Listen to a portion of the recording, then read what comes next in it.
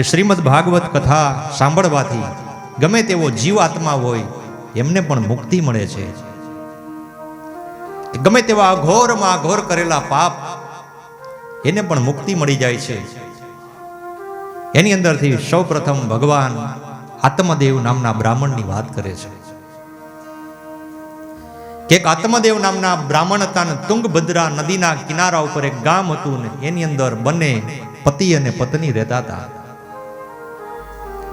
આત્મદેવ જ્ઞાની છે, આત્મદેવ પવિત્ર છે, આત્મદેવ વૈરાગી છે, આત્મદેવ જપ તપ સ્મરણ અને ભગવાનનું સતત કાર્યરતમાં પ્રવૃત્ત છે. એમના લગ્ન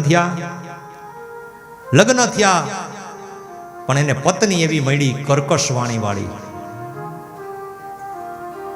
કે તે બોલે ને તો ઝેર ઉત્પન્ન કરાવે એવી પત્ની હોય. ઘણા એને ઘરવાળા એવા હોય,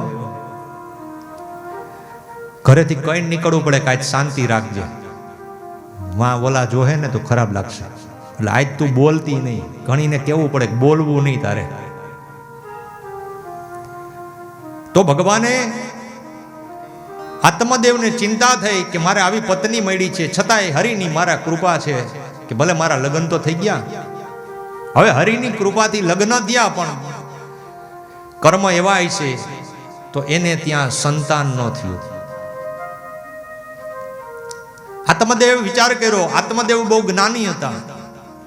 આત્મદેવે વિચાર કર્યો કે મારે ત્યાં સંતાન નથી, તો મેં એવું શાસ્ત્રમાં સાંભળ્યું છે કે જેને ત્યાં સંતાન ન હોય ને એને તુલસીના ક્યારાનો ઉછેર કરવો.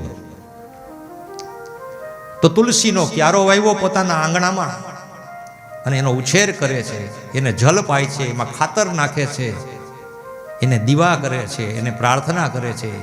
પણ જાતા જાતા દિવસો ગયા ને તો તુલસીનો છોડ બળીને ભસ્મ થઈ ગયો. આત્મદેવ મૂંઝાણા કે પ્રભુ મારે ત્યાં સંતાન નથી, તો મેં શાસ્ત્રમાં એવું સાંભળ્યું છે કે જેને ત્યાં સંતાન ન હોય ને તુલસીનો ક્યારો અને ઉછેર કરવો અને કોઈને ઉછેર કરીને કોઈને તુલસીનો ક્યારો દાનમાં દેવો. પણ પ્રભુ મારે ત્યાં તો તુલસીજી પણ બળી ગયા. શાસ્ત્રમાં બીજો એવો ઉલ્લેખ બતાવ્યો છે કે તમારે ત્યાં સંતાન ન હોય તો શું કરવું, તો કે ઘરે ગાયને લઈ આવી. ગાયને ત્યાં જે સંતાન થાય ને એ સંતાનની તમારે સેવા કરવી અને પોતાનો પરિવાર સમજી અને એની સેવામાં અવિરત રહેવું, તો કે ગાયની સેવા કરવી. આત્મદેવ ગાયને લઈ આવ્યા પણ સમય જતા ગાયને પણ પ્રસવ ન થયો અને ગાય પણ ગર્ભવતી નથી થતી. દિન પ્રતિદિન દિવસો ગયા. વિચાર કર્યો કે મારે ત્યાં સંતાન નથી, તુલસીનો છોડનો ઉછેર ન થયો, મેં કેવા એવા ખરાબ કર્મ કર્યા છે, મેં એવું કયું પાપ કર્યું છે કે જેથી કરીને મારે આંગણામાં ગાય છે ને એ ગાય પણ ગર્ભવતી નથી થતી. તો હે પ્રભુ હવે આ જીવન જીવવામાં કોઈ માલ નથી. વિચારી લીધું કે હવે મારે આ દેહને છોડી દેવો છે. એક તો ઘરની માથાકૂટ રોય છે, અડધું આયુષ્ય આપણું કેવી રીતે ઓછું થાય ખબર? ઘરમાં કંકાસ હોય ને એટલે ઘરની અંદર હક ન લેવા દે, શાંતિ ન લેવા દે, એટલે તમને માનસિક પીડા જાગે, તમારામાં અસ્થિરતા આવે. આત્મદેવ ભગવાનનું ભજન કરે છે, ભગવાનની સેવા કરે છે, ગાય માતાની સેવા કરે છે, બધાની કરે છે, છતાં એને હક નથી લેવા દેતા. ત્યાં આત્મદેવને એના ઘરના કંટાળી ગયા. આત્મદેવ બહુ કંટાળો આવ્યો, એને વિચાર કરી લીધો કે હવે અમારે આ દુનિયામાં જીવવું જ નથી. આત્મદેવ વયા ગયા ગામ, ઘર છોડીને ગયા. વિરાન જંગલ આવ્યું, ત્યાં એક કૂવો છે. કૂવા પાસે જઈ અને વિચાર કર્યો કે આત્મદેવે કે હું હવે આત્મહત્યા કરી લઈશ. આત્મહત્યા કરવા માટે જેવી છલાંગ લગાવવા જાય છે એમાં એક સંત નીકળ્યા અને સંતે એનું હાથ ઝાલીને કીધું કે ભલા માણસ આ શું કરે છે? ત્યારે આત્મદેવ કહે છે કે મારે ત્યાં સંતાન નથી, અને ઘરમાં કંકાસ છે. આજ મને એમ થયું કે મારી ઘરવાળી એવી મળી છે, પણ મારું સંતાન સારું હશે ને તો હું જીવી જઈશ, પણ ત્યાં સંતાન નથી. મેં ભગવાનની ભક્તિ કરી, મેં સેવા કરી, ગાયોની સેવા કરી, છતાંય મને શાંતિ નથી. હવે મારે જીવવું નથી. અને મેં એવું વિચાર્યું છે કે શાસ્ત્રને હું જાણું છું, શાસ્ત્રમાં એવું લખ્યું છે અપુત્રસ્ય ગતિર નાસ્તિ, કે જેને ત્યાં સંતાન ન હોય ને એના પિતાને ગતિ નથી થતી. સંત મહારાજે એને એમ કીધું કે ભલા માણસ, જો પુત્રથી ગતિ થતી હોય તો આ જગતમાં બધાયની ત્યાં દીકરા છે, તો કોઈને કાંઈ કામ જ નહીં કરવા પડે ને. સત્કર્મ બધાને ગતિ થઈ જશે. પુત્ર પ્રાપ્તિથી ગતિ નથી થતી, પણ તમારા સત્કર્મથી તમને ગતિ થાય છે. દીકરા ચાર હોય પણ બધા ઓટીવાળ હોય, બાપુજીને પૂછતા ન હોય, રોટલો ન દેતા હોય, તો એ સંતાન હું ગતિ કરવાના કે અવગતિ કરવાના? ચાર દીકરાઓ ત્યારે ભાગલા પાડ્યા હોય, એ હું ગતિ કરી શકવાના? અરે જીવતા જે ગતિ ના આપી શકે એ વયા ગયા પછી શું ગતિ આપવાના? ત્યારે આત્મદેવને સમજાવે છે બહુ, કે તને ભગવાને એટલા માટે નિમણૂક કર્યો છે કે તને ઘરથી વિખૂટો કર્યો, તારે ત્યાં સંતાન નથી, તો એ ભગવાનની તારી ઉપર કૃપા છે કે તારે કમાવાનું ને તારે વાપરવાનું છે. આ તારા માટે છે, અને તને જે ભગવાને દીધું છે ને એના માટે તું કોઈ સત્કર્મ કર, કોકને ઉપયોગી થા, યોગી નહીં, કોકને ઉપયોગી, અને જીવન તારું સાર્થક બનાય અને પરમાત્માના ધામ સુધી પહોંચી જા. પણ આત્મદેવ સમજતા નથી. એ કે મહારાજ, મને આ જ્ઞાનની વાતો કરોમાં, મેં પુરાણો વાંચ્યા છે, મેં શાસ્ત્રો વાંચ્યા છે, બધું મને જ્ઞાન છે, પણ મારી ઘરે આવું વાતાવરણ છે ને એમાં હું અજ્ઞાની બની ગયો છું. હવે મારે જીવવું નથી. જે ન કામ કરવાના કરવા માંડ્યો છું કે હું, એવા સતત વિચારો આવે છે મને કે હવે મારે જીવવું નથી. તમારી પાસે જો એવી કોઈ શક્તિ હોય તો મને સંતાન આપો, તો હું જીવીશ. સંત મહાત્માએ એમ કીધું કે હું તને મારા કર્મરૂપી ફળ હું તને આપું છું. આ ફળ તારી પત્નીને જઈને ખવડાવજે, તારી પત્નીને ત્યાં સંતાનની પ્રાપ્તિ થશે. સાધુએ જોયું, એના લલાટમાં લખ્યું છે કે 7 જન્મ સુધી આને ત્યાં સંતાન નહીં થાય, પણ સંત કૃપા કરે ને તો જ બધું થાય. આપણે બધાય કોઈ સંતની કૃપા જ હોય. આજ મંદિરોની અંદર જાય દર્શન કરવા માટે, મંદિરના દર્શન ભગવાનના ન થાય તો કાંઈ નહીં, પણ પૂજારી સામે મળે ને એને તમે પગે લાગી લ્યો ને એટલું જ પુણ્ય મળે છે. ભગવાનના દર્શન તુલ્ય પુણ્ય મળે છે. જે ભગવાનની પાસે બેસે છે સતત, એ ભગવાનમય બની ગયેલો છે. આ સંતે ભગવાને ફળ આપ્યું આત્મદેવને. આત્મદેવ ઘરે લઈ આવ્યા. ઘરે લઈ આવી અને પોતાની પત્નીને આવીને વાત કરે છે કે એક સંત આત્માએ આ ફળ દીધું છે ને આ ફળ તું આરોગી જા, એટલે તું સગર્ભા થાઈશ ને સગર્ભા થાઈશ એટલે તારે ત્યાં પુત્રની પ્રાપ્તિ થશે. હવે એમાં એની બેન આવી હતી ત્યાં આટો મારવા. આત્મદેવની પત્નીનું નામ હતું ધૂંધલી. ધૂંધલીની બેન આવી હતી આટો મારવા આવી ને એટલે એને એમ કીધું કે આ મારો ઘરવાળો જને કે કોઈક સાધુ સંત ને બ્રાહ્મણ ને બાવા ને ભેગા કરીને કાંઈક ને કાંઈક લઈ આવે, જંતર મંતર ને કે આવું બધું કે આમાં હું તો માનતી જ નથી.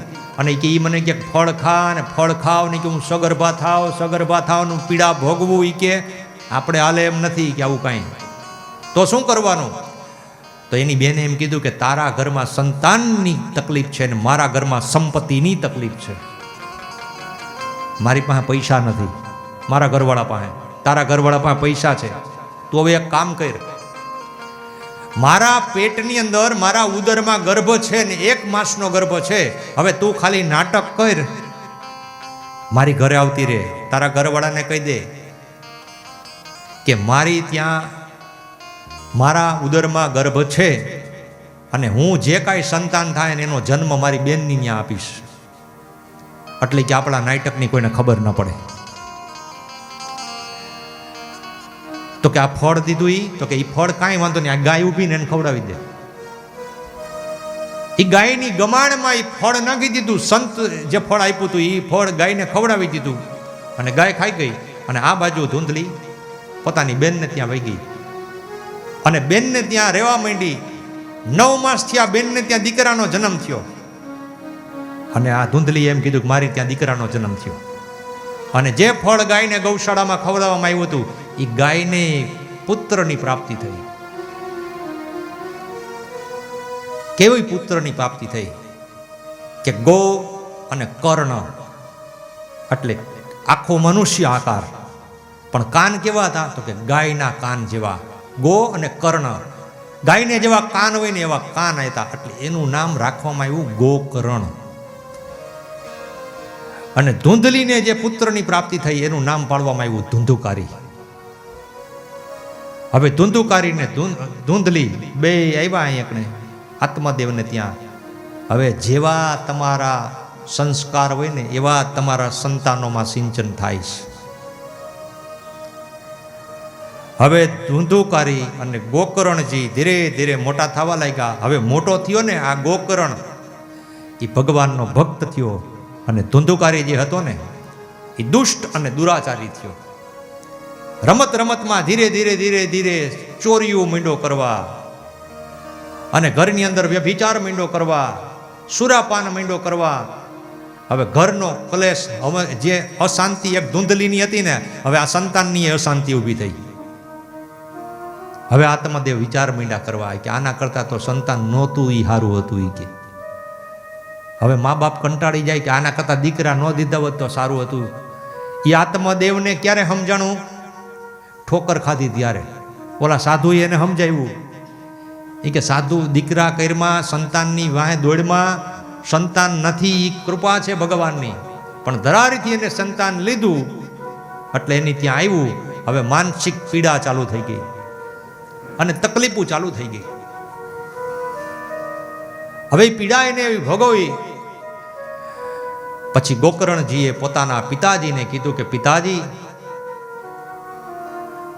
આના સંગમાં તમે રહેશો ને તો તમે દુઃખી થશો. આના કરતા હવે તમારું કાર્યરત પૂર્ણ થઈ ગયું છે, હુંય મોટો થઈ ગયો છું, આ ભાઈ મોટો થઈ ગયો છે, પણ આ કર્કશ જીવનમાં આપણે જીવવું એના કરતા તમે અહીંયાથી છોડી અને તીર્થમાં વયા જાઓ અને હરિનું નામ લ્યો. આત્મદેવ ઘરનો ત્યાગ કરી અને તીર્થમાં ગંગાના કિનારે વયા ગયા છે. અને ગોકર્ણજી પણ પોતે ઘરનો ત્યાગ કરી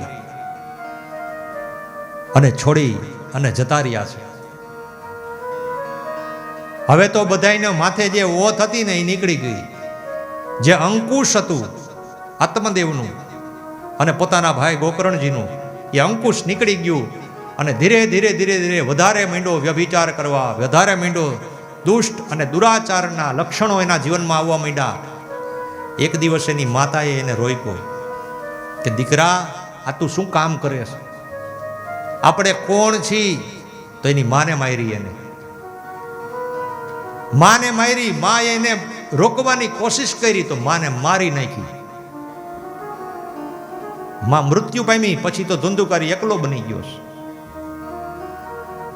પછી દિન પ્રતિદિન એના દિવસો વધતા ગયા. અનેક અનેક પ્રકારથી મોટે મોટી ચોરીઓ મીંડો કરવા. ખરાબ સ્ત્રીઓના સંગમાં આવી ગયો. સુરાપાનમાં મદમસ્ત બની ગયો. એક દિવસ એક રાજાના ખજાનામાંથી ચોરી કરી. ખરાબ જે સ્ત્રીઓનો સંગ હતો એને ચોરી કરેલા રત્ન જડિત આભૂષણો આપ્યા. સ્ત્રીઓએ વિચાર કર્યો કે આ રોજ દેવા આવે છે, પણ આ તો આભૂષણ રાજાના છે, અને આ રાજાના આભૂષણો જો પકડાઈ જાય ને તો આપણને સજા થાય. તો હવે એના માટે શું કરવાનું? તો 4 સ્ત્રીઓએ નક્કી કર્યું કે આને આપણે મારી નાખી.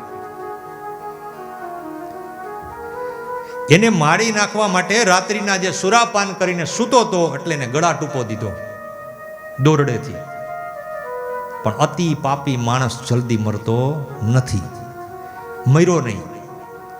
તો કે મરતો નથી, આને મારવો તો જોશે જ. હવે શું કરવું? તો કે એના માટે કે સગડીમાંથી દેતવા કાઢ્યા અંગારા, અને ધગધગતા અંગારા એના મોઢાની અંદર નાખ્યા છે, અને જીવતો એને સળગાવ્યો છે. પછી ત્યાં દાટી દીધો. એના જ મકાનમાં. અને સ્ત્રીઓ રત્ન ભૂષણ આભૂષણો લઈને નીકળી ગઈ છે. હવે આ વાતના સમાચાર ધીરે ધીરે ગામમાં ખબર પડી કે ધુંધુકારી મૃત્યુ પામ્યો છે. હવે એ સમાચાર સાંભળતા સાંભળવા મળ્યા ક્યાં? તો કે જ્યાં ગોકર્ણજી પરિભ્રમણ કરતા હતા ત્યાં. ગોકર્ણજીને ખબર પડી કે મારો ભાઈ મૃત્યુ પામ્યો છે, તો એના માટે મારે કે કંઈક ક્રિયાકર્મ કરવા પડશે. તો એને ગયાજીમાં જઈને શ્રાદ્ધ ક્રિયા કરી. પછી ફરતા ફરતા પોતાના ઘરે આવ્યા. ઘરે આવી અને જોયું કે પોતાનો ભાઈ મૃત્યુ પામ્યો, એની પાછળ ક્રિયા કરી. પોતાનું ઘર જૂનું ખંડેર હતું એને ખોલીને અંદર વિશ્રામ કરતા હતા ને એમાં રાત્રિના 1:30 થી 2 વાગ્યાના ગાળામાં કોઈના રુદનનો અવાજ સંભળાયો. કોઈ રડતું હોય એવો અવાજ આવ્યો. એટલે ગોકર્ણજીએ પૂછ્યું કે કોણ છે? તો કે હું તમારો ભાઈ છું, ધુંધુકારી. તો કે ધુંધુકારી, મેં તો તારી પાછળ તો ક્રિયા કરી, ગયાજીમાં શ્રાદ્ધ કર્યું છે, છતાં તને કેમ મુક્તિ ન મળી? તો કે મેં એટલા પાપ કર્યા છે ને કે ગયાજીમાં એક નહીં પણ 100 વાર તમે શ્રાદ્ધ ક્રિયા કરશો ને તોય મને મુક્તિ નહીં મળે. મને મુક્તિ મળે ને એવું કોઈ માર્ગ બતાવો ને મને આ પ્રેત યોનિમાંથી મુક્ત કરો. ગોકર્ણજીએ કીધું કે આનો જવાબ હું તને કાલ આપીશ. અને ગોકર્ણજી ત્રિકાળ સંધ્યા કરતા, સૂર્યના ઉપાસક હતા. સવાર, બપોર અને સાંજ 3 પ્રકારની સંધ્યા જે કરતા હોય એની સાથે ભગવાન વાત કરતા હોય. સીધો ભગવાન હારે નાતો હતો. સવારના પોરમાં ભગવાન સૂર્યનારાયણની ત્રિકાળ સંધ્યા કરી. ભગવાન સૂર્યનારાયણને અર્ઘ્ય આપ્યો અને અર્ઘ્ય આપીને સૂર્યનારાયણ ભગવાન જેવો રથ લઈને નીકળે એટલામાં એને ઊભા રાખ્યા છે કે પ્રભુ ઊભા રહ્યો. સૂર્યનારાયણ ભગવાન કહે છે ગોકર્ણજી બોલો શું કામ હતું? વિચાર કરો કેવા છે ગોકર્ણજી કે જે સૂર્યનારાયણના રથને ઊભો રાખી દે. એ સંધ્યા અને ઉપાસનામાં તાકાત છે. ત્યારે સૂર્યનારાયણ ભગવાને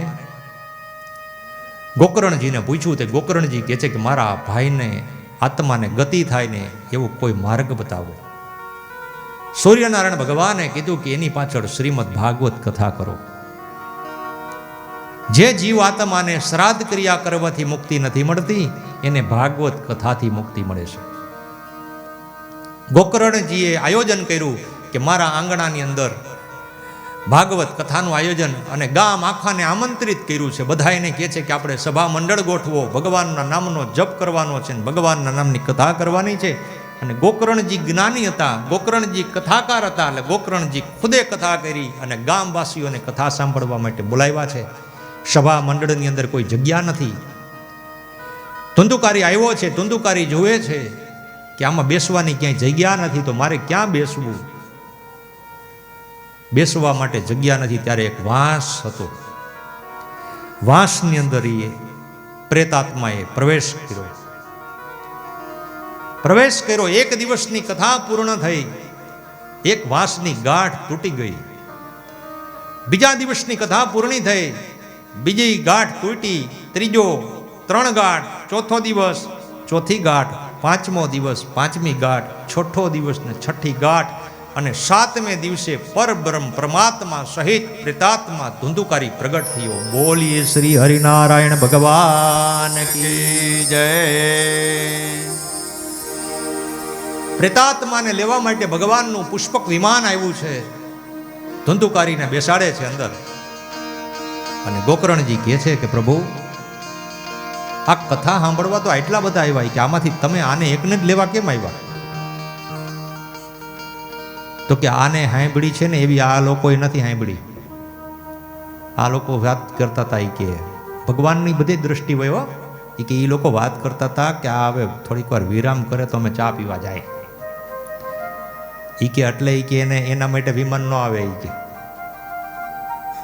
એટલે કે એને એના માટે આવ્યા હતા. કે કથા સાંભળવા ક્યાં આવ્યા હતા? કોઈ પાણી પીવા આવ્યા હતા, કોઈ નાસ્તો કરવા આવ્યા હતા, કોઈ જમવા આવ્યા હતા, કોઈ વાતું કરવા આવ્યા હતા, કોઈ એકબીજાની વહુઓના ખબર અંતર પૂછવા આવ્યા હતા કે તમારી વહુ છે કે વહી ગઈ, એ જાણવા આવ્યા હતા.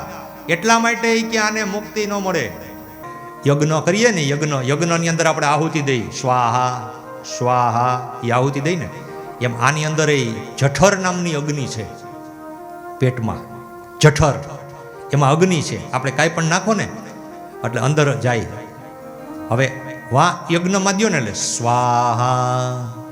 હવે અહીંયા જમીન જાય ને એ એમ કે વાહ વાહ શીડીભાઈ વાહ વાહ, મજા આવે. પછી એનો નાદ બ્રહ્મ થાય. કેવો થાય? બાયણે નીકળે ને પાણીનો ઘૂંટડો મારે ને તાવ ઓટકાર આવે ને એ શંખનાદ છે.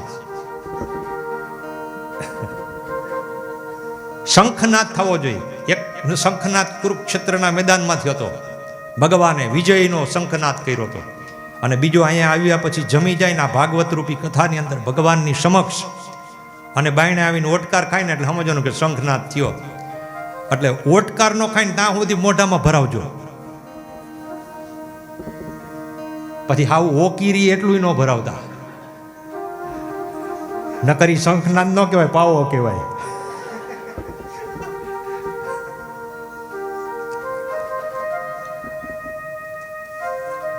ઘણાના ખોરાક એવા હોય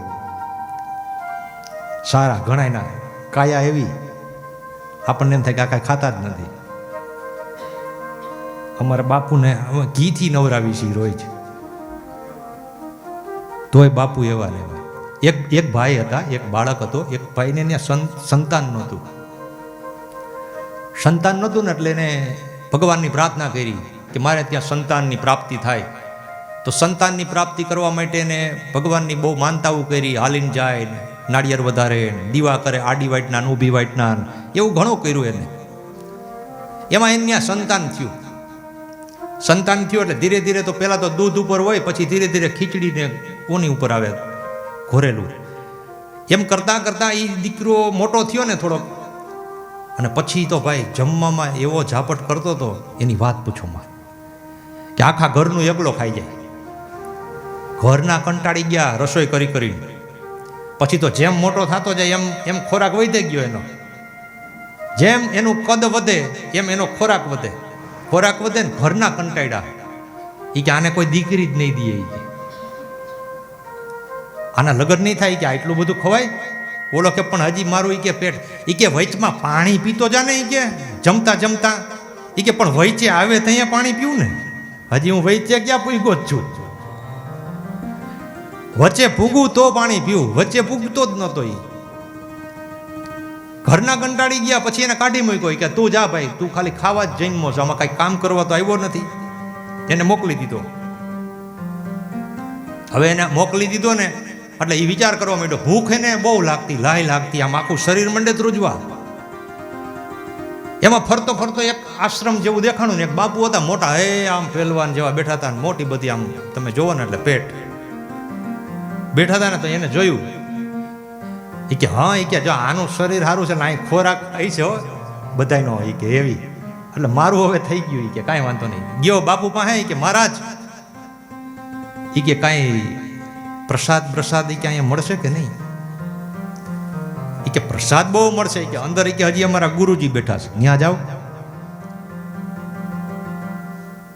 ઓલો કે હાલો આપણે ગુરુજી પાસે જાય. તો કે પણ આનો નિયમ છે, જેટલું ખાવું એટલું ખાવાની છૂટ છે, પણ ભગવાનના નામનો જપ કરવાનો. જપ કરતા કરતા જમો. હવે ગુરુજી પાસે ગયા ને ગુરુજી એમ કીધું, એ કે પ્રભુ મારું કોઈ છે નહીં, મને બધા ઘરેથી કાઢી મૂક્યો છે, અને મારું એ કે ખોરાક હેવી છે, તેમાં હું શું કરું? એ કે બાપુ કે અહીંયા સદાવ્રત ચાલુ છે, અહીંયા અન્નના ભંડાર ભરપૂર છે, તું ગમે એટલું ખાઈશ તને કોઈ ના નહીં પડે, જા. હવે એને હા પાડી દીધી. એટલે કે કાંઈ, કે જો માળા લેવાની, તારે જય શ્રી રામ, જય શ્રી રામ, જય શ્રી રામની માળા કરવાની. રોજની 5 માળા સવારે, 5 માળા સાંજે. તારે 2 ટાઈમ જમવું છે ને તો 2 ટાઈમની 5 માળા કરવાની. જો સવારે જમવું હોય તો બીજી 5 માળા. જય શ્રી રામ. બોલો કે હાલો એ લાગ્યું કે આપણે 5 માળા કરવામાં જાય હું? કે હવે જમવા ગયો ને તો જમવા વાળા જોયો, ઓલા બાપુ જોવે કે ઓહો હો, આ તો 5-7 જણાનું એકલો ખાઈશ. અને તો એને ઓટકાર આવતો જ નહોતો.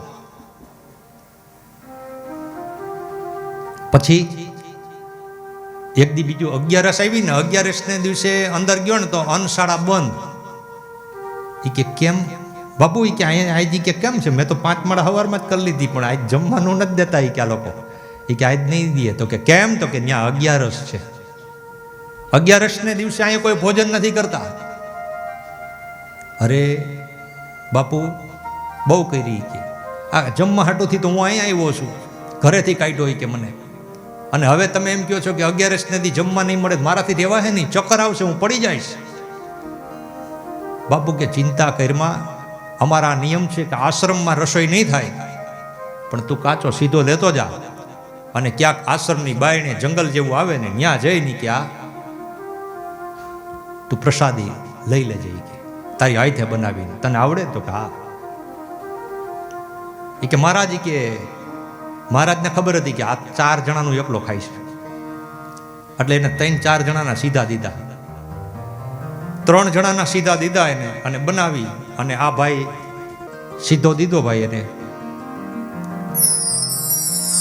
એટલે કે મહારાજ કે તમે આવી વાત મને 11ને દિવસે નહોતી કરી, કે 11ને દિવસે અહીંયા કણે બધાયનું કે બંધ રહે, અમારે હવે એક તો પિંજણ કરવી, ત્યાં જઈને રસોઈ કરવી, તો આનો કોઈ રસ્તો તો છે નહીં. તો કે રસ્તો આ એક જ છે કે તારે જઈ બનાવી, પણ એક નિયમ છે. તો કે શું? તો કે અહીંયા જે 5 માળા કરીને એમ મારા રામ પ્રભુને અહીંયા આપણે નિયમ છે કે ઠાકોરજીને પ્રસાદ ધરાવીને પછી જમવું.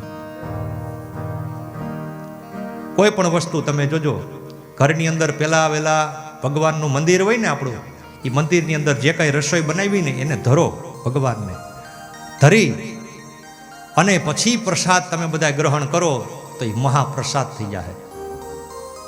આ નિયમ છે, પણ આપણે બધું બંધ કરી દીધું.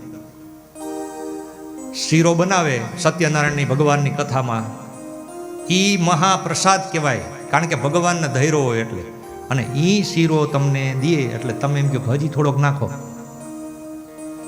પ્રસાદ દેવાવાળા નીકળે ને એટલે એમ કહો હજી થોડોક નાખો આમાં, એ ભાવે. એવો જ શીરો પાછો ઘરે ચૂલા ઉપર કરાવી દે તમને, બીજે દી તમને નહીં ભાવે. તો વિચાર કરો કે ભગવાનને ધરેલી વસ્તુ છે એ તમને ભાવે છે, હે? તો ભગવાનને રોજ ધરી અને પછી જમવું, એવો નિયમ છે.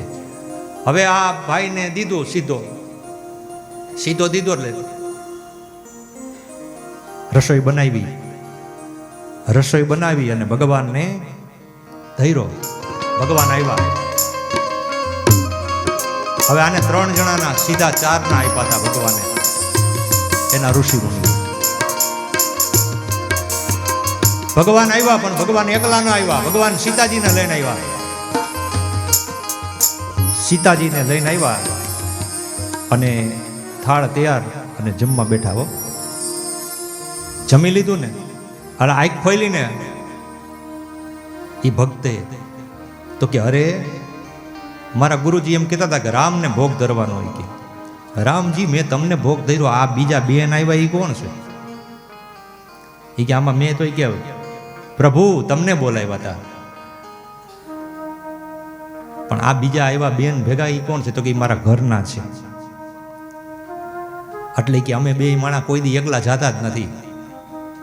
અયોધ્યાથી અમે વનમાં ગયા હતા ને તે દી ભેગા જ હતા, અને વનમાંથી પરત પાછા અયોધ્યામાં આવ્યા ને તે દી ભેગા જ હતા. એમ જીવનમાં પતિ અને પત્ની હંમેશને માટે ભેગા રહીએ, ભેગા જીવન જીવે, ભેગા જાય. આ તો શાકભાજી લેવા ગઈ હોય ને પાઉંભાજી ખાઈને આવે, અને ઘરવાળાને એમ કે મારે 11 છે, તો એ પતિવ્રતા ધર્મ ન કહેવાય. એટલે આને તો એમ કીધું કે અમે તો 2 ભેગા ગયા છીએ, ભેગા દુઃખમાંય ભેગા અને સુખમાંય ભેગા, એટલે અમારા પત્ની છે. એ કે તમે બહુ કરી, કે આજે કે હું 4 જણાનું લઈ આવ્યો હતું, એમાંથી 3નું મારે એકલાને ખાવાનું હતું, હવે એમાંથી તમે 2 ઉલારી ગયા, કે હું તો અધૂરો ગયો ભાઈ. એ કે હવે એક કામ કરો, કે હવે પાછો હું હમણાં 11 દી આવવાનો છું. હો પાછો પાછો એને રામને સીતાને પૂછ્યું કે હું પાછો આવવાનો 11 દી. કે તો તમારે કે તમે 2 જ આવવાના છો ને, કે બીજા કોઈ કમઠાણ લઈને નથી આવવાના ને ભેગું? તો કે ના અમે 2 જ્યાં જાય ત્યાં 2 જ હોય. કે કાંઈ વાતો નહીં, ગયો ગુરુજી? તો કે હા. કે તમારા પ્રભુને કે મેં ભોગ ધર્યો, પણ મને અધૂરો રાખ્યો. કેમ? તો કે અડધું તો એ 2 માણા ખાઈ ગયા, મારી વાં થોડુંક કે હું અધૂરો. ગુરુજી કે કાંઈ વાંધો નહીં. કે આનો ખોરાક વધ્યો લાગે છે કે હમણાં, કારણ કે 3-4 ના સીધા તો એકલો ખાઈ જતો હતો. કે હવે આનો ખોરાક વૈધો છે, બાયણે જાય ને ભૂખ ઉઘડે, એ કે આની બાયણે જંગલમાં ભૂખ ઉઘડી છે, કાંઈ વાંધો નહીં, ચિંતા કરીમાં કે આને આ વખતે 5 સીધા દઈ દો કે. હા, અને 5 સીધા દીધા હો. અને બીજી 11 દી ગયો ભાઈ, રસોઈ બનાવી, કમ્પ્લીટ કરી, અને ભગવાનને નામની માળા કરી, અને પછી ભગવાનને પ્રાર્થના કરી. આ રીતે રામચંદ્રજી ભગવાન, સીતાજી 2 જણા આવતા હતા આને ત્યાં જમવા માટે. જમવા આવતા હતા ને, લક્ષ્મણજી હામાં મળ્યા. એ કે કઈ બાજુ ભાઈ? ઓલા ત્યાં જમવા જવાનું છે. તો ચાલો આપણે તો કે વગર આમંત્રણે ભેગા જ હોય. કારણ કે જ્યારે કે વનવાસ આપ્યો હતો ત્યારે પ્રભુ તમને દીધો તો, મને નહોતો દીધો, પણ વગર વચને હું તમારી ભેગો હતો. તો આજ જમવામાં નહીં આવું? તો કે હાલ હાલ, તારી તૈયારી છે. ત્યાં આવી ગયો રામ, લક્ષ્મણ અને સીતાજી ત્રણેય આવ્યા. ત્રણેય જણા આવી અને આને ભાઈ રસોઈ બનાવી અને બધાય જમે. હો, આંખ ખોલીને તા તો 3 તાતાને જોયું. કે ભાઈ, એ કે ભાઈ તમે હાચા, તમારા ઘરના હાચા, આ ભેગા ભાઈ આવ્યા એ કોણ? તો કે એ મારો ભાઈ છે, પણ તમને મેં પૂછ્યું તું કે આટલા જ આવવાના છો કે વધારે? તો કે આમ કેમ કર્યું?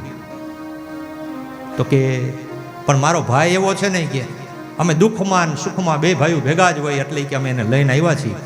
હવે અહીં તો વ્યવસ્થા તો છે. તો કે હા, પણ હું તો અધૂરો ન અધૂરો પાછો, હું એવી રીતે સેટિંગ કરીને લઈ આવું છું. તમને એકવાર કહી દો કે આટલા માણસ આવવાના છે. આપણે કહીને કે લગ્નમાં જાન આવતી હોય કેટલા માણસો આવશે ભાઈ? હવે આપણે એને એમ કીધું હોય કે ભાઈ 100 માણસ લઈને આવજો. હવે અહીંયા 750 માણસ લઈ આવે તો આપણે કેમ ભેગું કરવું? એમ ઓલાને બીજાડાને ભેગું કેવી રીતે કરવું? હવે એને કીધું કે કાંઈ વાંધો નહીં. પાછો ગુરુજી પાસે ગયો. કે ગુરુજી, તો કે હા. એ કે તમારો ઠાકર તો કેવો છે? તો કે કાં? તો કે ઠાકર આવે, ભેગી ઠાકરાણી આવી. ઠાકરાણી તો આવ્યો, ભેગો નાનો ઠાકર આવ્યો. એ કે આ બધા ભેગા આવે છે ત્યાં જમવા. એ કે આજે મને અધૂરો રાખ્યો. કે ગુરુજીને ચિંતા થઈ. ગુરુજી કે 5-7 જણાના સીધા દીધા. હવે આની માથે મને શંકા છે. કેવી શંકા છે? તો કે આ કરિયાણું બાયણે વેચી આવતો હોય છે. એટલું બધું કોઈ ખાઈ જાય? કે આની કેપેસિટી 3 સીધાની છે, 3 જણાના ખોરાક છે, પણ આજ તો ક્યાં બધું વયું જાય છે. ગુરુજી 11 ને દીધું કે એને 5-7 નહીં પણ 10 જણાના સીધા દેજો આ વખતે. કે અને કે આને જાઓ કે મોકલો કે ત્યાં. હવે ગયો 11 ને ગયો 10 જણાનું સીધો લઈને અને બનાવ્યો ભાઈ. પણ એને રસોઈ ન બનાવી તે દી. એ કે ઓલા આવે ને એ બનાવશે. કે એટલે એને તો ઓલું મૂકી દીધું, આડું કાચું બધું મૂકીને માથે કપડું ઢાંકી માળા કરી અને બોલ્યો, સીતારામ આઈએ ભૈયા સાથ લાઈએ, સીતારામ આઈએ ભૈયા સાથ લાઈએ, मेरे भोजन का भोग लगाइए, सीताराम आइए भैया साथ लाइए, मेरे भोजन का भोग लगाइए. આ રીતે રામચંદ્રજી ભગવાન આવ્યા, સીતાજી આવ્યા, લક્ષ્મણજી આવ્યા, ભેગા હનુમાનજી હોત આવ્યા. એ કે પ્રભુ સેતુબંધમાં હું જ હતો. એ કે તો જમવામાં નહીં આવું? તો હાલ હાલ, આજ તો ત્યાં વ્યવસ્થા છે જ. બધા આખું મંડળ બેઠું ત્યાં અને બેઠું ને પછી કે હાલો. એ કે ઈ તો કે હજી કે જપ કરશે આપણા નામનો. એ કે જમો ખોયલું તો કઈ રસોઈ નહોતી કરી. ઓલાને ઉઠાડ્યો. એ કે રામચંદ્રજી ભગવાન કેલા રસોઈ કા નથી બનાવી? એ કે આજ નહીં બનાવું. તો કા? એ કે તમારી વહુ રોજ આવે છે અહીં જમવા, એને નહીં આવડતું હોય રાંધતા, આજે એને કયો રસોઈ બનાવે ને હું જમું. કે સીતાજીને ભગવાન રામચંદ્રજી ભગવાને કીધું કે આનું આપણે ખાધું છે ને, હવે એને ખવડાવવું છે. હવે આવડો તો આમ આટી ઘૂટી નાખીને આમ બેઠો તો ખૂણામાં થયો અને આને રસોઈ બનાવી. માં સીતાજીએ રસોઈ બનાવી, કમ્પ્લીટ થયું, થાળ દઈરો. એટલે ઓલો કે હાલો કે જમી લઈ. હવે રામચંદ્રજી ભગવાન કે નહીં. કેમ? તો કે તારા ગુરુનો હું ઠાકર છું, મારોય કોક ઠાકર છે. મારે એને ધરવાનું છે. તો એને ધૈર્યું કે કોને ધરવાનું છે? તો કે મારા ઠાકરને. એ કે તમારો ઠાકર કોણ વરી? તો કે મારો ઠાકર મહાદેવ, ભગવાન શિવજીને ધૈર્યું અને ધરીને પ્રાર્થના કરી. ભગવાન રામચંદ્રજી ભગવાન કે હે મારા પ્રભુ, હે ઠાકર, જમવા પધારો. આ બાજુ રામચંદ્ર, અને એ લોકોને વ્યવહાર એવો હતો, હાગમટેનો હતો. હા, આપણે બધાને લખીને કાઉન્સમાં એક જણો આવજો, એને બધાને હાગમટેનો વ્યવહાર. એટલે રામચંદ્રજી ભગવાને કીધું શંકર ભગવાનને. શંકર ભગવાન પાર્વતીને લઈ આવ્યા ભેગા, ગણપતિ દાદાને. એ કે તમારે બે વહુ નહીં કહેજો, તૈયાર થઈ જાય. રિદ્ધિન સિદ્ધિન, પછી ઓલા છોકરા આટામાં કે હાલો ભેગા, લાભ શુભ બધાય. કાં તો કે હાગમટે જમણવાર છે આજ. બધા આવ્યા જમવા માટે, બધા જમવા આવ્યા. અને આવડો ભાઈ આટી નાખીને બેઠો થયો. અને એને કીધું, એમાં એના ગુરુજી ગોતતા ગોતતા આવ્યા કે આવડો કરિયાણું વેચી આવતો લાગે છે. ત્યાં ગુરુજી આવીને આમ જોયું તો એ આમ પગની આટી નાખીને બેઠો હતો અને બધું આમ કરિયાણું ત્યાં પડ્યું હતું. એટલે એને બોલાને બોલાવ્યો હોય કે અહીંયા તો ગયો. એ કે કેમ ગુરુજી? તો કેલા રસોઈ કાં કરી નહીં તે કાંઈ? એ કે આજ મારે નથી કરવાનું. તો કાં તો કરવા વાળા આવ્યા હે. એ કે કોણ? તો કે આ બધા એરિયા નથી દેખાતા. ગુરુજી કે ના, તું એક છો ને બાકી તો આ જંગલમાં ઝાડવા છે. નહીં, આ છે, આ તમારા ઠાકોર છે, આ ઠાકરના ઘરના છે, એના ભાઈ છે, એના સેવક છે, અને એના પાછા ઠાકરનો આખો પરિવાર જો આવું હોય કે બધું.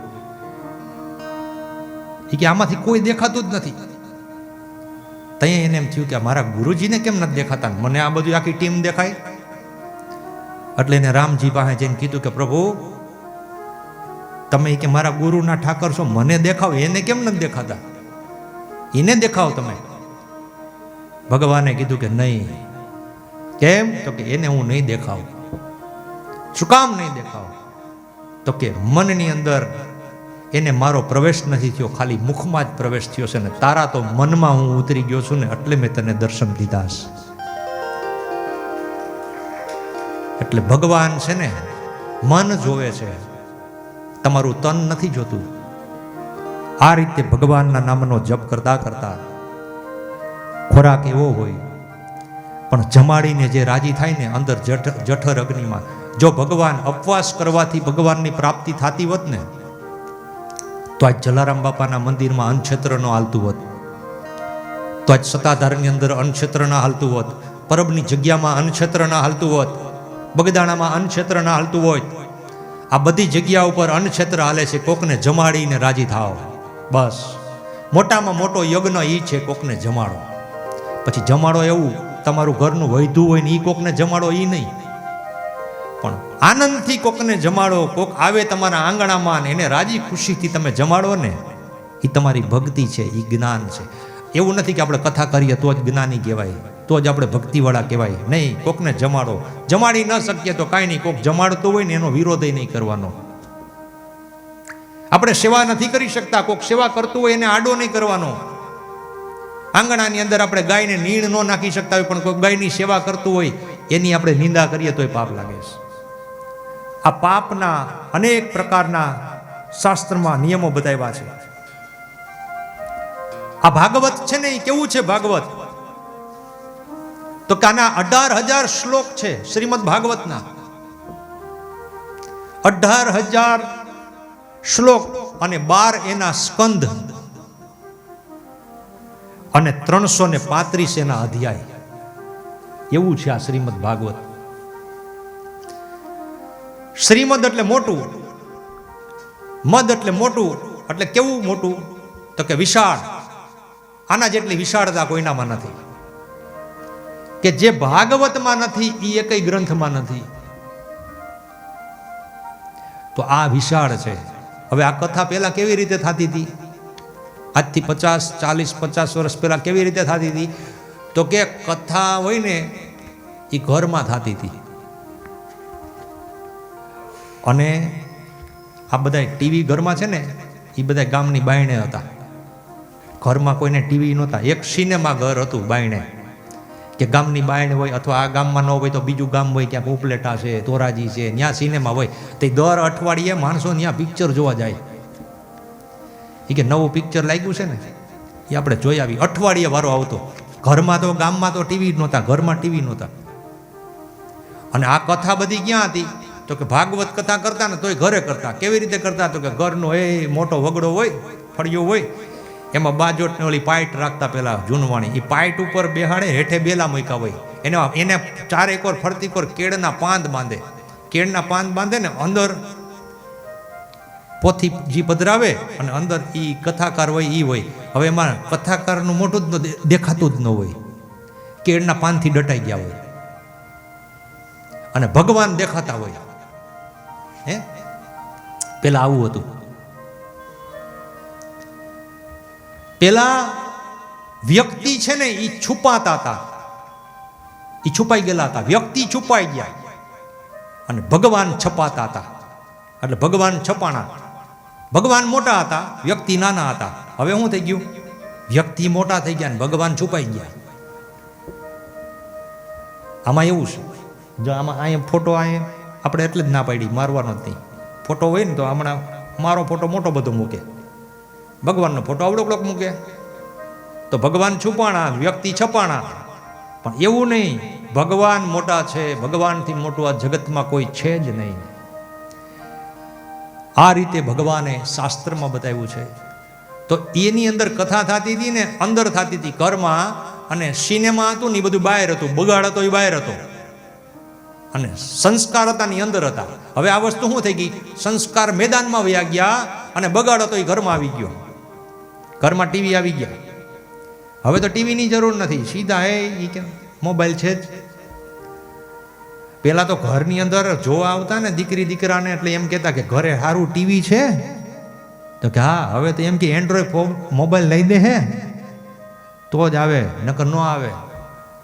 હવે તો આ વ્યવસ્થા છે. એટલે મોબાઈલની અંદર બધી વ્યવસ્થા હોય તો આ બધી વસ્તુ એવી છે. પણ એમાં એવું નથી કે ખરાબ વસ્તુ હોય, એમાં સારી વસ્તુ છે. પણ આપણી ઉપર આધાર છે કે આપણે એમાંથી શું લેવું ને શું ન લેવું.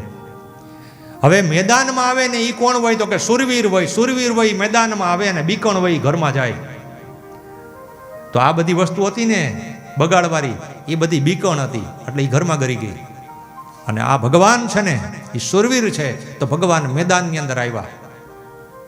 તો આવી ભાગવત કથા એવી દિવ્ય કથા છે કે જેની અંદર ભગવાનના જે 12 સ્કંદ છે એ 12 ભગવાનના શરીરના અંગો છે.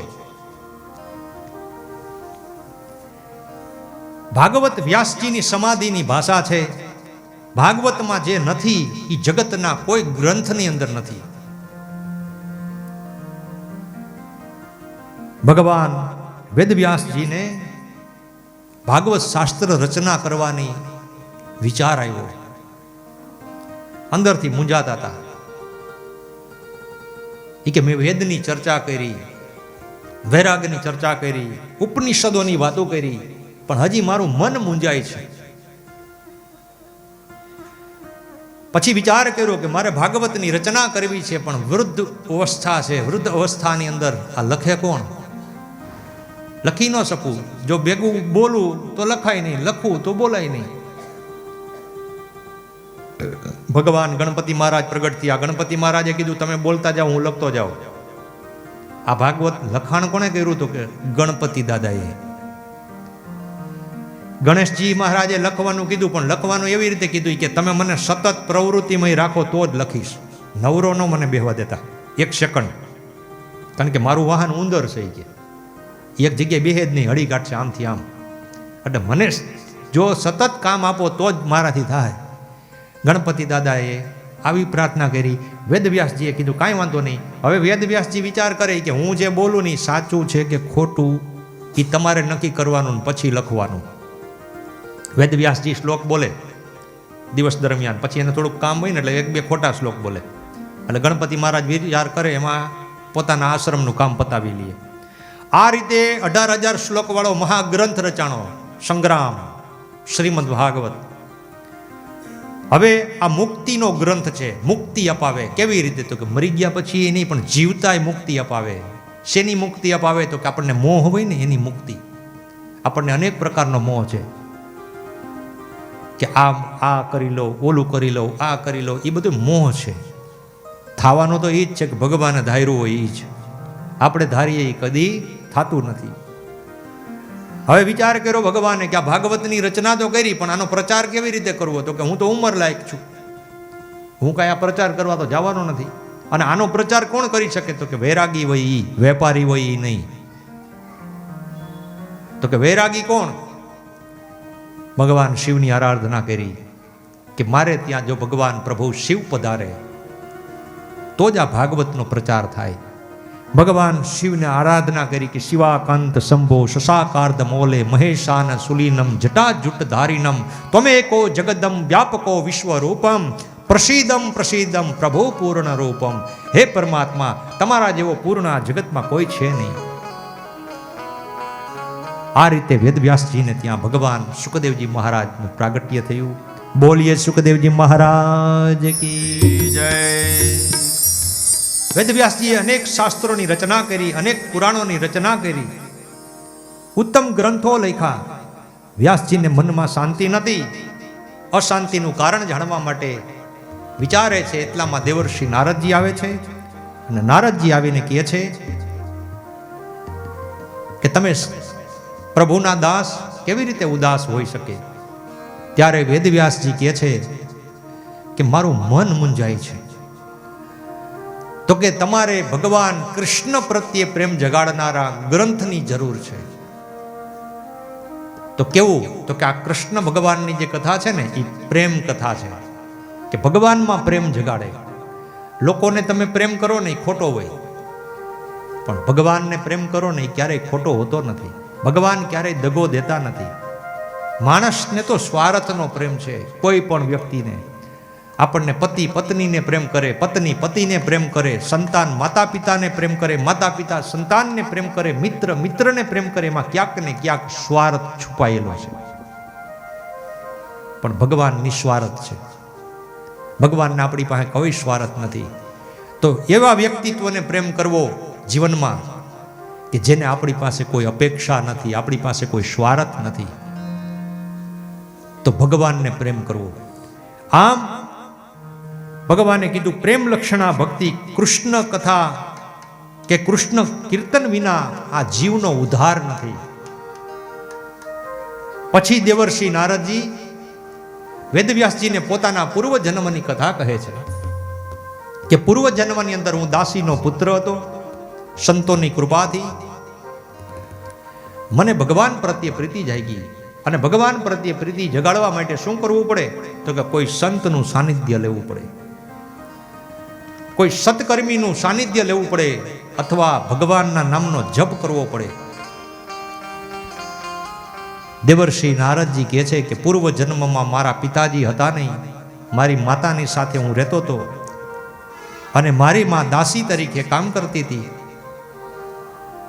એમાં એક દિવસ અમારા ગામની અંદર ચતુર્માસ કરવા માટે સંતો પધાર્યા. સંતો પધાર્યા ત્યારે મને એની સેવામાં નિમણૂક કરવામાં આવ્યો. હવે સંતો બધાને કાંઈ ફૂલ જોતું હોય, કોઈને પુષ્પ જોઈ, કોઈને પાણી જોઈ, કોઈ જમે એના પતરાવડા ઉપાડવાના, આવી સેવામાં હું લાગ્યો. એમાંથી એક સંત જે ગુરુ સમાન હતા એને હું ગુરુજી ગુરુજી કરતો હતો, અને એ ગુરુજીને હું ગમી ગયો એટલે એને મારું નામ પાડ્યું હરિદાસ, કે તું તો હરિનો દાસ છો. હરિદાસ મારું નામ પાડ્યું ને મને હરિદાસ તરીકે બોલાવવા લાગ્યા. ને મારા ગુરુજી ભગવાનનું કીર્તન કરે ત્યારે પાગલ બની જતા હતા, અને ભગવાનના નામમાં પોતે એટલા જ ઉત્કૃષ્ટ બની જતા હતા કે ભગવાન જાણે સાક્ષાત એની સમક્ષ ઊભા હોય એવું એનું જીવન હતું. એ જોઈને મને આનંદ આવતો હતો. મેં ગુરુજીને કીધું કે ગુરુજી, આટલા બધા પાગલ તમે બની જાઓ છો તો મને પણ આવો પાગલ બનાવો. માણસ પૈસાની પાછળ પાગલ બને, સંપત્તિની પાછળ પાગલ બને, વ્યક્તિની પાછળ પાગલ બને, પણ ભગવાનની પાછળ જે પાગલ બને ને એને દુનિયા તો પાગલ કહે, પણ પરમાત્મા એને અપનાવી લે. તો ભગવાનના નામ ઉપર મારે પાગલ થવું છે. ત્યારે ગુરુજીએ કે મને મંત્ર દીધો કે તારે આ મંત્રનો જપ કરવાનો છે રોજને માટે. કેટલા મંત્ર કરવાના ગુરુજી? તો કે ગુરુજી કે તારે કે 10 કરોડ મંત્રના જપ કરીશ ત્યારે તારું પ્રારબ્ધ પૂરું થશે. તો કે હું તો ભણેલો નથી, તો મારે કેવી રીતે ગણવા? તો કે ગણવાનું કામ તારું નથી, તારું કરવાનું જ કામ છે. જપ કર. આ તો બધા માળા કરતા હોય ને તે એમ કે ભાગ પારા બીજો પારો આવ્યો, ભાગ પારા બીજો પારો આવ્યો. ભગવાનના નામના જપ ન કરતા હોય અને માળા કરતા કરતા વચમાં ફોન આવે તો અડધી માળા ઉપર હા કોણ? એમ ભક્તિ થતી નથી. ભક્તિ કરો ત્યારે બધું સર્વસ્વ છોડીને ભગવાનમય બનો. કૃષ્ણ શરણમમ, ઓમ નમો ભગવતે વાસુદેવાય, સીતારામ, ઓમ નમઃ શિવાય, જય સ્વામિનારાયણ. હાલતા ચાલતા બધી રીતે ભગવાનના નામનો જપ કરો. બસ રાધે ગોવિંદ બોલો, જે મનમાં ફાવે એ બોલો. તો એ જપ છે તમારો.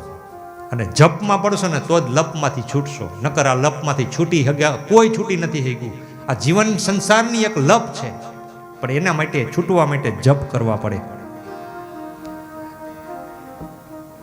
તો હરિદાસે વિચાર કર્યો કે મને મારા ગુરુજી મંત્ર આપે, તો ગુરુજીએ મંત્ર આપ્યો. ગુરુજીએ કીધું કે ગણવાનું કામ તારું નથી, તારે ખાલી જપ જ કરવાના છે. એને મંત્ર આપ્યો કેવો? નમો ભગવતે તુભ્યમ વાસુદેવાય ધીમહિ પ્રદ્યુમનાય નિરુધાય નમાય સંકર્ષણાય ચ નમો નમઃ. આ મંત્રના જપ કે તું કરજે. 10 કરોડ મંત્ર પૂરા થશે એટલે તારું પ્રારબ્ધ બદલાય. દેવર્ષિ નારદજી કે છે હરિદાસ એ કે પ્રભુ એ કે મારે કે આ જપ કરું છું, એ કે તો જપ કરું તો મારી માતા મને કે ના પાડશે તો? એ કે માતા ના પાડશે ને તો ભગવાન એનો રસ્તો કાઢશે, તું ચિંતા કરમાં. એક દિવસ કે ગુરુજી જમતા પ્રસાદ લેતા હતા, અને પ્રસાદમાં પડિયામાં પ્રસાદ થોડોક વધ્યો, અને મને એને એમ કીધું ગુરુજીએ કે આ પ્રસાદ તું હરિદાસ આરોગી જાજે, કોઈ દી કોઈ હેઠું ખવડાવે નહીં, પણ સંત રૂપી જે પ્રસાદ હોય એ હેઠો નથી પણ પ્રસાદ, અને એનું નામ છે મહાપ્રસાદ. એ મહાપ્રસાદ હરિદાસ કે મેં આરોગી ગયો ત્યારે મારા જીવનનું પરિવર્તન આવ્યું. અને પછી હું જપ કરતો જાઉં, કામ કરતો જાઉં અને ગુરુજીની સેવા કરતો જાઉં. એમ કરતા કરતા ચતુર્માસ પૂરા થયા, અને ચતુર્માસ પૂરા કરી સંતો બધાય ત્યાંથી જવા માટે નીકળ્યા. મેં ગુરુજીને કીધું ગુરુજી મને સાથે લઈ જાઓ. ગુરુજીએ કીધું કે તું સાથે આવ્યો નથી એટલે તને સાથે લઈ જવાનો નથી. તારા જીવનમાં તારી માતાનું ઋણ છે, એ ઋણમાંથી તારે મુક્ત થવાનું છે. માતાની સેવા કરી. તો કે હું માતાની સેવા કરું પણ માતા મને ભક્તિ નહીં કરવા દે તો કે ભગવાન એનો રસ્તો કાઢશે, તારે ચિંતા નથી કરવાની. હવે એમાં એક વખત એની માતા ગૌશાળામાં ગાયોને ઘાસચારો નાખવા ગઈ. એમાં સર્પ બેઠો હતો, સર્પે દંશ માર્યો, માતાનું મૃત્યુ થયું. માતાનું મૃત્યુ થયું. દેવર્ષિ નારદજી હરિદાસ ચિંતામાં ન પડ્યા, રડવા માંડ્યા નહીં, પણ એને એમ કીધું કે મારા હરિની કૃપા છે, મને ભક્તિના માર્ગમાં બધી જગ્યાએથી મોકરો કરી દીધો. હવે મારે ભગવાનના નામનો જપ કરવાનો છે. ઘરમાં જે કાંઈ હતું એ બધું આપી દીધું અને ગંગાના કિનારે ગયો. દેવર્ષિ નારદજી કહે છે કે ગુરુની કૃપાથી મારા જીવનની અંદર પરિવર્તન આવ્યું, અને એ પરિવર્તન દ્વારા આજે મારો બીજો જન્મ થયો બ્રહ્માજીને ત્યાં નારદ તરીકે. ભગવાન એવી કૃપા કરી કે નારદ તરીકે જન્મ થયો, અને પછી એક વખત હું ગૌલોક ધામની અંદર ગયો, અને ત્યાં ભગવાન નારાયણના મને દર્શન થયા, અને નારાયણે મને પ્રસાદી આપી. વેદવ્યાસજી કે કઈ પ્રસાદી આપી? તો કે આ વીણા આપી. વીણા આપી અને મને એમ કીધું કે તું હરતો જાજે, ફરતો જાજે, રસ્તામાં કોઈ પણ મારો પરમ ભક્ત હોય ને એને તું મારા ધામ સુધી લેતો આવજે. વેદવ્યાસજી પૂછે છે તો એવો કોઈ કે તમને મળ્યો ભક્ત કે ભગવાન સુધી પહોંચે? તો કે હા. કોણ? તો કે 2 જેવા ભક્ત મળ્યા. એકનું નામ હતું ધ્રુવજી અને બીજાનું નામ હતું પ્રહલાદજી. આ 2 ભક્તોને કે હું ભગવાન સુધી લઈ ગયો. કે આ રીતે વેદવ્યાસજીને પોતાના પૂર્વ જન્મની કથા કહે છે નારદજી. ત્યાર પછી વ્યાસજી ભગવાને આશ્રમમાં બેસીને ભાગવત શાસ્ત્રની રચના કરી. ગણપતિ દાદાએ લખ્યું અને વ્યાસજીએ લખાવ્યું. આમ બ્રહ્મ નદી સરસ્વતીના પશ્ચિમ કિનારે આવેલો વ્યાસાશ્રમ બોરડીના વૃક્ષોથી ઘેરાયેલો હતો. આમ ભગવાન વેદવ્યાસ બાદરાયણ નામથી પણ ઓળખાયા. ત્યાર પછી તેને ત્યાં સુખદેવજી ભગવાન પધાર્યા અને એ સુખદેવજી મહારાજનું સ્વરૂપ કેવું હતું એ ભાગવતની અંદર પ્રથમ સ્કંદના 19મા અધ્યાયમાં 25મા શ્લોકની અંદર બતાવવામાં આવ્યું છે. અલક્ષ્યમ લિંગો નિજલામ તુષ્ટમ વૃતશ્ચ બાલરમ ધુતમ વેશમ. ભગવાન નો વેશ કેવો છે કે એમાં આશ્રમનું કોઈ ચિહ્ન નથી. નિજલામ તુષ્ટમ.